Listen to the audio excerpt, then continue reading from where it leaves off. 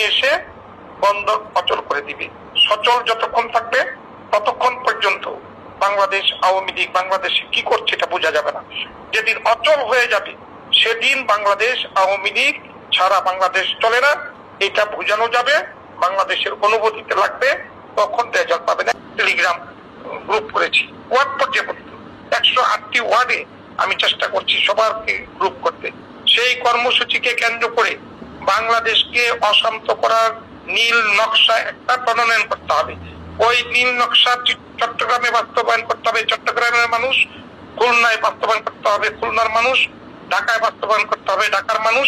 এরকম বিভাগীয় শহরে একদিনে লাল ছবি উপহার দিতে হবে, নয়তো কারো কানে পানি যাবে না।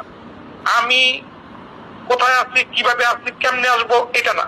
উনি যদি 1000 লোক জোগাড় করতে পারে, আমি কথা দিচ্ছি একদম, এখানে লিয়াকত ভাই আছেন, আমার ছাত্রলীগের অনুজ প্রেসিডেন্ট সেক্রেটারি আছেন এবং ছাত্র সবাই আছেন, আল্লাহ কাজী নাজিরকে বলবো উনি যদি 1000 লোক দাঁড়া করাইতে পারে, আমি নিজে যেখান থেকেই হোক সেখানে যাব, ঘটনা ঘটবে।